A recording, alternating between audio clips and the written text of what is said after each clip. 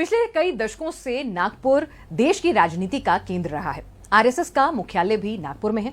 महाराष्ट्र की राजनीति के कद्दावर नेता भी नागपुर से ताल्लुकात रखते हैं और आज हम भी नागपुर में मौजूद हैं और हमारे साथ नागपुर की एक ऐसी शख्सियत, एक ऐसा नेता यहां हमारे साथ इस वक्त जुड़े हुए हैं जो पुल बनाने के लिए जाने जाते हैं, लेकिन जाति पंथ के लोगों के बीच भी पुल बनाने का काम वो बखूबी करते हैं।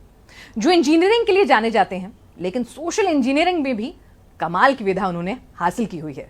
हमारे साथ नागपुर के सांसद और केंद्रीय मंत्री नितिन गडकरी जी हैं। नितिन जी, आपका बहुत बहुत स्वागत है। आजकल पूरे देश में इस वक्त चुनावी माहौल में एक मुद्दा सबसे ज्यादा गरमाया हुआ है। जातियों की बात चल रही है, परमुटेशन कॉम्बिनेशन ना बंटने की बात चल रही है।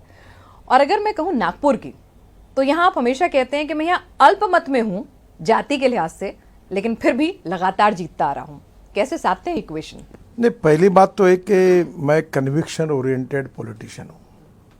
जयप्रकाश जी के आह्वान पर 75 में, मैं 11th में था, हायर मैट्रिक में, तब मैंने उसी समय इमरजेंसी के खिलाफ काम शुरू किया है। तो my ideology is a part of life conviction for मी।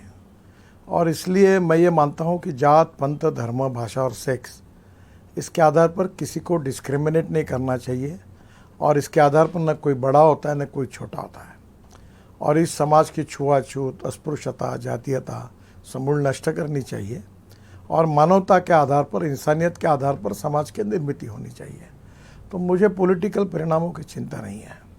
मैं इस कन्विक्शन को लेकर काम करता हूँ और मैंने नागपुर की जनता को भी कहा कि मैं नागपुर का हूँ और नागपुर की जनता मेरा परिवार है और मैं जात, पंथ, धर्म, भाषा के आधार पर काम नहीं करूँगा। जो मुझे वोट देगा उसका भी काम करूँगा और जो मुझे नहीं देगा उसका भी करूँगा। तो मैं प्रत्यक्ष अपने पॉलिटिकल लाइफ में इसका 100% अनुकरण करता हूँ और मेरा अनुभव है कि लोग अच्छे काम के लिए निश्चित रूप से साथ देते हैं और वही आपकी ताकत होती है। कोई भी राजनीतिक नेता की, उसके जीवन की सबसे बड़ी पूंजी यही होती है कि लोगों का प्रेम और विश्वास। और मैं इसमें नसीबवान हूँ कि मुझे नागपुर की जनता ने बहुत प्रेम दिया है और मैं उनके प्रति कृतज्ञ भी हूँ।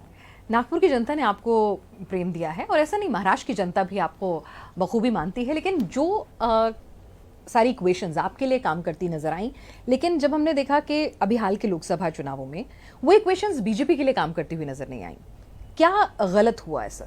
नहीं, ऐसा नहीं है। देखिए, पहली बात तो ऐसी है कि सबसे इम्पोर्टेंट चीज़ जो है, और मैं आग्रह से अपने भाषण में रखता हूँ, कि स्वाधीनता को 75 साल पूरे हुए। 60 साल में कांग्रेस पार्टी को राज करने का मौका मिला। ग्राम पंचायत, पंचायत समिति, जिला पंचायत, नगर पालिका, महानगर पालिका, मुंबई में, दिल्ली में कांग्रेस थी। मुझे याद है, बैलजोड़ी का चिन्ह था तो लोग बैलजोड़ी पर ठप्पे मारते थे। फिर गाय बछड़ा आया, फिर पंजा आया, फिर कांग्रेस टूटी। कभी रेड्डी कांग्रेस, चड्डी कांग्रेस, अर्स कांग्रेस, पवार कांग्रेस, राष्ट्रवादी कांग्रेस, समाजवादी कांग्रेस, बहुत कांग्रेस हुई। पर सच्चाई यह है कि 60 साल में जो कांग्रेस नहीं कर सकी वो हमने 10 साल में करके बताया। अब दूसरा इम्पोर्टेंट इशू ये है कि पंडित जवाहरलाल नेहरू बड़े व्यक्ति थे, मैं उनके ऊपर टीका टिप्पणी नहीं कर रहा हूँ, पर रशिया से प्रभावित थे और उन्होंने जो इकोनॉमिक मॉडल देश के लिए नीतियों के द्वारा प्रस्तुत किया था वो पूरी तरह फेल हो गया। हवाई एयर इंडिया और इंडियन एयरलाइंस खुल गई, 70,000 करोड़ का घाटा। स्टील फैक्ट्री खुल गई, घाटा। हमारे कर्नाटक में गोल्ड माइन है, वो भी घाटे में। इधर होटल खोले, घाटे में। इन सब के बजाय अगर सिंचाई के लिए प्रायोरिटी मिलती है, गांव के प्रधानमंत्री ग्राम सड़क योजना उस समय बनती है और गांव को रोड बनते हैं, किसानों के लिए godown, pre cooling plant, cold storage बनते हैं, तो मुझे लगता है कि देश की तस्वीर अलग होती है। तो कांग्रेस ने बेसिकली जिस प्रकार से काम किया नीतियों के द्वारा, उसके कारण देश का बड़ा नुकसान हुआ। पर जब अटल जी आए तब काफ़ी परिवर्तन हुआ और जब मोदी जी आए तो उनके नेतृत्व में भारतीय जनता पार्टी सरकार ने 10 साल में जो कांग्रेस 60 साल नहीं कर सकी वो करके दिखाया। और हमारा काम उद्योग क्षेत्र में, कृषि क्षेत्र में, हेल्थ सेक्टर में, एजुकेशन में, ये जो किया हुआ काम है, मुझे लगता है यही लोगों के मन में हमारे प्रति, सरकार के प्रति, हम सब के प्रति एक विश्वास है और यही हमारी सबसे बड़ी पॉलिटिकल पूंजी है। लेकिन ये विश्वास लोकसभा चुनावों में तो महाराष्ट्र में तो कम से कम काम करता हुआ नजर नहीं आया ना गडकरी जी? देखिए, इसमें गड़बड़ हुई। महाराष्ट्र ये पहले से ही एक पुरोगामी प्रगतिशील मूवमेंट का सेंटर रहा है। देश को सामाजिक विचार देने वाले डॉक्टर बाबा साहेब अम्बेडकर, राजर्षि शाहू महाराज, महात्मा ज्योतिबा फुले, इनका जन्म महाराष्ट्र में हुआ। विचार की शुरुआत यहाँ हुई। विशेष रूप से कांग्रेस ने एक नीति अपनाई कि जब कन्विंस नहीं होते तो कंफ्यूज करना, और उन्होंने एक नया नरेशन ऐसा एक सेट कर दिया कि भारतीय जनता पार्टी को 400 सीटें मिलेगी तो बाबा साहब का संविधान बदल दिया जाएगा। अब नागपुर ऐसा है कि यहाँ बाबा साहब अम्बेडकर जी ने बौद्ध धर्म स्वीकार किया था। ये बड़ी शक्ति यहाँ शेड्यूल कास्ट समाज भी बड़े प्रमाण में है, आदिवासी समाज भी है कुछ डिस्ट्रिक्ट में। तो आदिवासियों का आरक्षण रद्द होगा और बाबा साहब का संविधान बदलेगा। ना हम संविधान बदलने वाले हैं, न बदलने देंगे, न कोई हमारा बदलने का इरादा है। उल्टा ये तो सच्चाई है, मैं कानून का विद्यार्थी हूँ, केशवानंद भारती केस में है, salient features of the constitution can not be change. लोकतंत्र, समाजवाद, धर्मनिरपेक्षता, freedom of speech, fundamental right बदल नहीं सकता। और बाकी जो 3 पार्ट में संविधान है उसमें तो कांग्रेस ने संविधान की धज्जियाँ उड़ाई। इलाहाबाद हाईकोर्ट का निर्णय हारने के बाद इंदिरा जी ने और कांग्रेस पार्टी ने संविधान के लिए अपने स्वार्थ के लिए इतनी तोड़ मरोड़ करके रखा कि 77 में जनता पार्टी चुनकर आने के बाद फिर वो संविधान को सुधारा गया। लेकिन तो मुझे क्या लगता है कि ये जो लोगों को गुमराह किया गया, इसके कारण थोड़ा फटका पड़ा, पर अब लोगों को पता चला कि वो झूठ था। लेकिन वो तो किताब लेके अभी भी राहुल गांधी बार बार अभी भी किताब ले रहे हैं, लहरा रहे हैं और कह रहे हैं कि देखिए इसे बचाना देखो, है। राहुल गांधी पहले ये जवाब दे कि इमरजेंसी में जो कांग्रेस के कार्यकाल में इंदिरा जी के नेतृत्व में जो घटना को तोड़ मरोड़ गया, उसके बारे में तो बोले पहले। नहीं, वो तो कह रहे हैं कि ठीक है, जो इतिहास था, अभी जो फिलहाल मौजूदा स्थिति है उसमें तो उन्हें खतरा नजर आ रहा है आपकी सरकार से। वो कह रहे हैं कि हम ना संविधान बदलेंगे, न बदलने देंगे, न बदलने का हमारा कोई इरादा। तो राहुल गांधी का नैरेटिव नहीं चलेगा? नहीं, राहुल गांधी गुमराह कर रहे लोगों को, कंफ्यूज कर रहे हैं। लेकिन कंफ्यूज कर करके अपनी पार्टी की स्थिति तो उन्होंने मजबूत कर ली पिछली बार। पर हमने अभी ये बड़े प्रमाण पर भी, देखो मैं कम से कम 66 मीटिंग कर रहा हूँ, आज 8 मीटिंग है मेरी। तो मराठवाड़ा में हूँ, लातूर से शुरू कर रहा हूँ, तो नेचुरली मैं हर चीज़ मीटिंग में ये विषय रखता हूँ।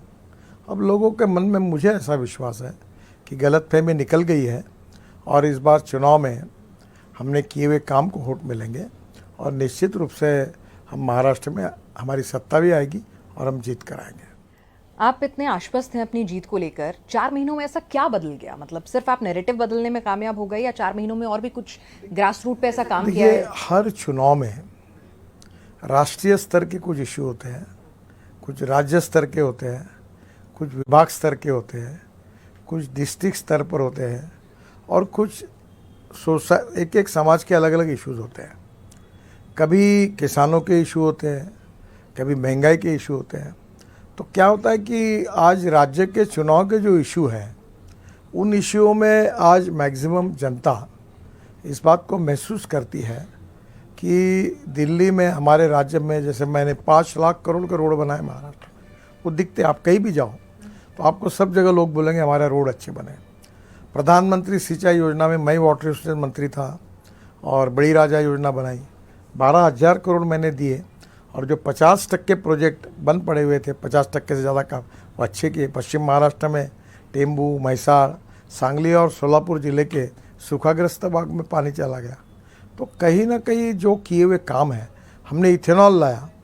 अगर हम इथेनॉल शुरू नहीं करते तो पश्चिम महाराष्ट्र और मराठवाड़ा की शुगर फैक्ट्री बंद हो जाती। कितना करोड़ों किसान, लाखों किसानों का नुकसान होता। आज ये जो हमने बचाया क्योंकि इथेनॉल आया, क्योंकि शुगर इंडस्ट्री नॉन वायबल है।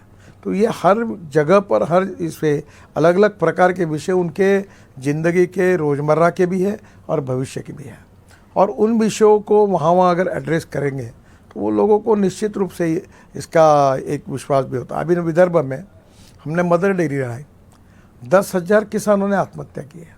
अभी 5 लाख लीटर दूध इकट्ठा कर रहे हैं। अभी 450 करोड़ का काम शुरू हुआ है और 50 लाख लीटर दूध 5 साल में करेंगे तो विदर्भ में एक भी किसान आत्महत्या नहीं करेगा।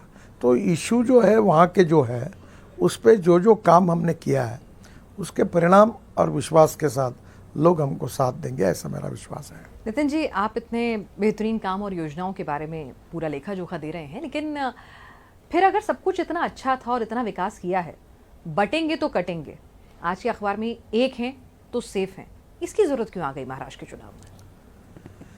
देखिए, चुनाव कैंपेन होते हैं, अलग अलग विषय होते हैं, अलग अलग प्रकार की बातें होती है, अलग अलग प्रकार की टीका टिप्पणी, उसके जवाब होते हैं।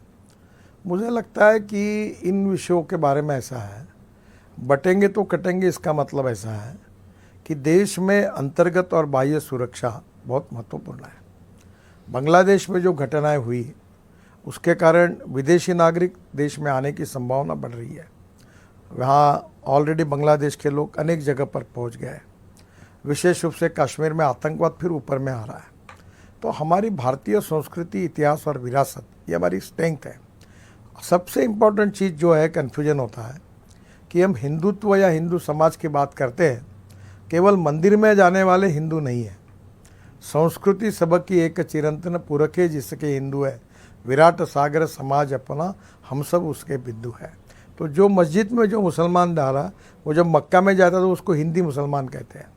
तो यहाँ का मुसलमान भले मस्जिद में जाए, यहाँ का क्रिश्चियन चर्च में जाए, यहाँ का बौद्ध विहार में जाए, यहाँ का सिख गुरुद्वारे में जाए, वो उसमें कोई आपत्ति नहीं है। पर इनको जब बाहर जाते तो लोग बोलते इंडियन, भारतीय। भारतीयत्व यही राष्ट्रीयत्व है, राष्ट्रीयत्व यही हिंदुत्व है। और भारत का इतिहास जो है वो हिंदू संस्कृति, इतिहास, विरासत से संबंधित है। और सुप्रीम कोर्ट ने भी हिंदुत्व की व्याख्या वे ऑफ लाइफ की है। तो हम सब बातों को, क्या हुआ है देश में, सेकुलर शब्द का गलत अर्थ हमने लगाया। डिक्शनरी मीनिंग है सेकुलर शब्द का सर्वधर्म समभाव, धर्मनिरपेक्षता नहीं है। पर हमारे माइंड सेटअप में ऐसी कोई भी बात आती है तो हम पहली बार उसको रिप्रेजेंट करते हैं कि ये एंटी मुस्लिम है, एंटी माइनॉरिटी है। यही गलत है। हम एंटी मुस्लिम ने, एंटी माइनॉरिटी नहीं। हम भारतीय एक है और भारतीयों ने एक रहना चाहिए। जात, पंथ, धर्म, भाषा के आधार पर विभाजित नहीं होना चाहिए। अगर हम एक रहेंगे तो हमारी सीमाएं सुरक्षित रहेगी। इस भाव से वो एडवर्टाइजमेंट है। लेकिन वो उस हिंदू भाव में मुसलमान टोपी नहीं है। मुस्लिमों की टोपी गायब है उस एडवर्टाइजमेंट में। बहुत सारी तरह तरह की जो महाराष्ट्र की पगड़ियां हैं, पर उसमें मुस्लिम टोपी नहीं है। उसके जो चित्र है एक वाला, उसमें कई लोग कह रहे हैं कि भाई एक में इंक्लूड नहीं है क्या? मुझे लगता है, मेरे हिसाब से मुसलमान हमारे पार्ट में है। देखिए, हमने उज्ज्वला योजना लाई, 9.5 करोड़ को गैस सिलेंडर दिए, आयुष्य योजना लाई, 67 योजनाएं लाई। क्या हमने कहीं ऐसा डिस्क्रिमिनेट किया था कि दलित और मुसलमान इसके लिए अप्लाई ना करें? क्या हमने हमारी योजनाओं का बेनिफिट मुस्लिम और दलित समाज को दिया नहीं? क्या देखिए, नागपुर में दीक्षा भूमि का पूरा काम मेरे कार्यकाल में हुआ। देवेंद्र मेयर था तब किया। ताजबाग का सौंदर्यीकरण हमने किया। हमने कभी मुस्लिम समाज को, दलित समाज को कोई डिस्क्रिमिनेट किया है क्या?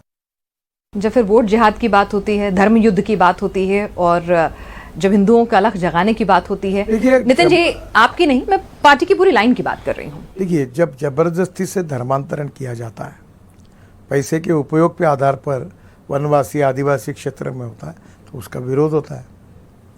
जब जिहाद के बारे में कुछ लड़कियों से फुसल कर उनको कन्वर्ट करके फिर उनसे शादी की जाती तो गलत है। नहीं, वोट जिहाद जैसा कुछ है। नितिन गडकरी वोट जिहाद जैसा कुछ मानते हैं? उनकी निजी राय। नहीं, ऐसा कोई वोट जिहाद नहीं है।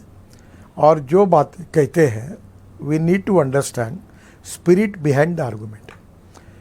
जो शब्दशः अर्थ निकलता जो है, ऐसा हिंदी और मराठी में भी है कि अनेक शब्द के दो अर्थ निकलते हैं।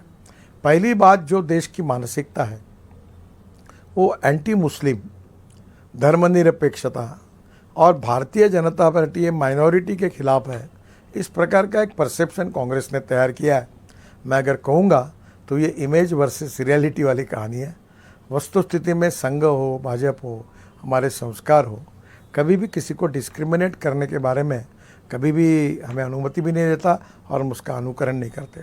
मैं जब भी लोग मुझे पूछते हैं कि तुम्हारे ये कार्यकाल में सबसे अच्छा काम कौन सा हुआ, तो मैं ये नहीं पूछता ये पुल बना, ये ब्रिज बना, रोड बना। मैं कहता हूँ, मैं 2014 में जब मंत्री बना तो 1.5 करोड़ लोग आदमी को ढोने का काम करते थे और आदमी को खींचने का काम करते थे। और इसमें 70% आबादी दलित, आदिवासी और मुसलमान थे। मैंने मैकेनिज्म ड्रिवन ई रिक्शा देश में लाया और इन 1.5 करोड़ लोगों के मानवीय शोषण से उनको मुक्त किया। मैंने इसके लिए मैं अस्वस्थ था, सुप्रीम कोर्ट तक लड़ा। क्या मेरे मन में उनके प्रति संवेदनशीलता थी? और हमारी दीनदयाल उपाध्याय जी ने अपने सामाजिक आर्थिक चिंतन अंत्योदय में कहा है कि समाज का शोषित है, पीड़ित है, दलित है, सामाजिक आर्थिक शैक्षणिक रूप से पिछड़ा हुआ है, वो जो आखिरी पायदान पर खड़ा है, जिसके पास रोटी कपड़ा और मकान नहीं है, उस व्यक्ति को रोटी कपड़ा और मकान दिलाना, यही हमारा जीवन का कार्य है। और जिस दिन उसको रोटी और कपड़ा मकान मिलेगा, उस दिन तक हम उसके लिए काम करते रहेंगे। नितिन जी, तो क्या ये तो बीजेपी thinking है। को मुस्लिमों का वोट नहीं चाहिए? आपको तो मुस्लिम वोट मिले हैं, लेकिन क्या बीजेपी को मुस्लिम वोट नहीं बिल्कुल चाहिए? चाहिए। तो फिर बार बार आप भी देखिए, अब बार हम किसी भी तरह से देख लें, कुछ भी कहें, भाषण आपने भी सुने होंगे, नेताओं के बयान भी आपने सुने होंगे, तो क्या ऐसे मिलेगा मुस्लिम वोट? देखिए, पहली बात मैं आपको बता दूं, अब भारतीय जनता पार्टी का संविधान, भारतीय जनता पार्टी के कार्यालय के सामने मैं अध्यक्षता पर लगा हुआ बोर्ड, राष्ट्रवाद, गुड गवर्नेंस एंड डेवलपमेंट, सुशासन और विकास और अंत्योदय, यही बातें लिखी हुई है। सामाजिक समता और आर्थिक समता हमारी कटिबद्धता है। अलग अलग प्रकार के छोटे मोटे लोग क्या होते हैं, कोई तो भी जाके किसी को मार देता है, बोल देता है, गाला देता है, मीडिया दिन भर चला देती है। नहीं, छोटे लोग नहीं, उप मुख्यमंत्री देवेंद्र फडणवीस, जिनको राजनीति में लाने का श्रेय आप कहते हैं आप ही लेकर आए थे जब, तो वो बोल रहे हैं, चिंता तब हो जाती है। मैंने तो उनका भाषण भी सुना नहीं है, कोई पता नहीं मुझे कहीं, पर वो संयमशील है, वो ऐसा बोल सकते हैं, ऐसा मुझे नहीं लगता। अच्छा, ये बताइए कि आपके लिए कहा जाता है कि, और आप खुद भी कहते हैं कि मैं बड़ा किस्मत वाला हूँ, मेरे दोस्त हर पार्टी में हैं और मुझे सबका सम्मान मिलता है। उद्धव ठाकरे जी से दोस्ती है अभी भी? मेरी सबसे दोस्ती है। देखो, राजनीति अलग होती है, दोस्ती अलग होती है। और आज भी मेरे घर पर भी कांग्रेस के लोग आते हैं, सब पार्टी के लोग आते हैं, मैं सबके काम करता हूँ। देखिए, पहली बात तो ऐसी है कि हमें लोकतंत्र को समझना होगा और राजनीति को समझना होगा। सत्ता कारण, power politics is not only the true meaning of politics. राजकारण, समाज कारण, राष्ट्र कारण और विकास कारण। और इसलिए मैं जब पार्लियामेंट में मेरे डिपार्टमेंट के ऊपर चर्चा थी, मैं नहीं था, तो सब पार्टियों के 70 लोग बोले, सोनिया जी से लेकर कांग्रेस के लेकर सभी पार्टियां, और हर पार्टी में एक ने भी, हर पार्टी ने मुझे धन्यवाद दिया, खास सांसद ने, और मेरा आभार माना। तो मैंने भाषण में कहा कि मैं आरएसएस का हूँ, मैं बीजेपी का हूँ। ये मालूम होते हुए भी आपने मुझे जो सहारा, धन्यवाद दिया, मैं आपका आभारी हूँ। और ये राजनीति में मुझे भारतीय जनता पार्टी में भी यही सिखाया कि सही काम होगा वो सब का करो। इवन मेरा अपोजिशन वाले भी मेरे घर पर कोई काम लेके आते और सही है तो मैं कर देता हूँ। और मैं लोगों को ये भी कहता हूँ कि जो वोट देगा उसका काम करूँगा, नहीं देगा उसका भी करूँगा। आपने उद्धव जी को नहीं कहा कि देखो आपका और हमारा साथ जो है वो सही है और वो नेचुरल अलायंस है, वो दिल से और सोच से? पॉलिटिक्स में ऐसा है, ये पॉलिटिक्स बदलते रहता है। Any thing can happen in politics, cricket and love. कभी कब चलता है, कब टूटता है, बता नहीं सकते कोई। तो पॉलिटिक्स में क्या है कि दुर्भाग्य से आज पॉलिटिक्स ऑफ कन्वीनियंस हावी है, पॉलिटिक्स ऑफ कन्विक्शन थोड़ा पीछे पड़ा हुआ है। बाला साहब ठाकरे जी के समय हिंदुत्व की बात को लेकर भाजपा शिवसेना की अलायंस हुई थी, और वो बाला साहब हमारे नेता थे। बाला साहब का जगह आज भी मेरे दिल में है, मैं उनको चाहता हूँ। और पर क्या है, मैं हर चीज़ को राजनीति से नहीं जोड़ता। आपको लगता है कि उद्धव जी ने बाला साहब की जो सोच है, जो उनकी आइडियोलॉजी थी, उससे कॉम्प्रोमाइज कर लिया है, जैसा उन पे आरोप लग रहे हैं? देखिए, एक बात तो सही है कि अब अबू आज़मी शिवसेना को सपोर्ट करेगा और कांग्रेस पार्टी के, तो दोनों के विचारों में तो मतभिन्नता है बहुत। अब सावरकर जी के बारे में राहुल गांधी क्या कहते हैं और उद्धव ठाकरे क्या कहते हैं, तो फर्क है। पर politics A game of compulsion, limitation and contradictions, तो अपने आप में बदलते रहता है। तो ऐसा बदलाव तो बीजेपी ने भी किया, अजीत पवार को साथ लेकर, जो कहते हैं। वही तो मैं कह रहा हूँ कि anything can happen in politics and war and love, तो यही चलता है। तो अजीत पवार जी को साथ लेना स्ट्रैटेजिक अलायंसेस को नाम दिया गया कि नेचुरल अलायंस नहीं है, स्ट्रैटेजिक है। आपको लगता है कि पिछली बार आरएसएस ने खुलकर कहा था कि कहीं ना कहीं हार का एक बड़ा फैक्टर वो थे, इस बार वो क्या भूमिका निभाएंगे, जबकि वो एक अलग ही लाइन पे चले हुए हैं, पूरी पार्टी कटेंगे तो बटेंगे पे इस बार चल रही तीनों है? पार्टियां पूरी तरह से मिलकर अपनी सत्ता, इसके लिए हम सब लोग मिलकर कोशिश करें, और दिशा एक ही है, उद्देश्य एक ही है, और मेरा विश्वास तो है कि योगी जी सब- को आउटसाइडर बता रहे हैं अजीत जी, तो योगी जी को, अजीत पवार जी योगी जी को आउटसाइडर बता रहे हैं, कहते हैं ऐसे लोग यहाँ के इस तरह के बयान दे देते हैं, ये महाराष्ट्र में नहीं चलेगा। देखिए, पहली बात तो ऐसी है कि हमारी पार्टियां तीनों एक आई है, इसका मतलब हमारे 100% विचार सबके एक है, ऐसा तो कभी हमने क्लेम नहीं किया। अगर हम एक ही विचार के होते तो एक पार्टी होती, तो हम अलग अलग पार्टी के, इसलिए सबके अलग अलग थोड़े बहुत विचार तो यानी अगर उद्धव को अगर अबू आजमी का साथ मिले तो वो भी सही, और आपको अगर अजीत पवार का साथ मिले तो भी सही? ऐसा तो मैं नहीं कहूँगा, पर एक सच्चाई ये है, नहीं अगर वो करें तो गलत और हम करें तो सही। एक ए नाम की इंडिपेंडेंट पार्टी है, उसके अपनी विचार है, बी नाम की उनकी अलग विचार है, सी नाम की उनकी अलग है, पर तीनों पार्टी जब साथ में आती तो तीनों अपने विचारों के साथ आती है, तो 40% पटता है, 50% पटता है, 60% पटता है। जिस दिन 100% पटेगा तो एक ही पार्टी हो जाएगी। तो ग्राउंड रियलिटी और सच्चाई तो ये है कि हर पार्टी के विचारों में थोड़ा बहुत तो फर्क नहीं, है। अगर उद्धव उनका साथ लें तो वो मौलाना उद्धव कहलाने लगते हैं, और अगर आप अजीत पवार का साथ लें तो कोई बात नहीं। अजीत पवार थोड़ी मौलाना है। नहीं, पर बातें तो देखिए, मुस्लिम वोट बैंक के लिए वो क्या कुछ कहते हैं, वो तो टोपी भी पहनते हैं, देखिए, और आप तो टोपी छापते भी नहीं है। राजनीति में अलग अलग प्रकार के लोग होते हैं, अलग अलग प्रकार की बातें कहते हैं। हमने पार्टी के बेसिक थिंकिंग जो है, पार्टी का जो संविधान है, पार्टी की जो विचारधारा है, उसके आधार पर विचार करना ज़्यादा उचित होता है। लेकिन आप ये बताइए, महाराष्ट्र को आप करीब से जानते हैं, आपने बाला साहब ठाकरे का वक्त भी देखा है जब गोपीनाथ मुंडे जी, प्रमोद महाजन जी थे, और अब आप ये नई बीजेपी, नया दौर भी देख रहे हैं जहां दोनों पार्टियां साथ नहीं हैं।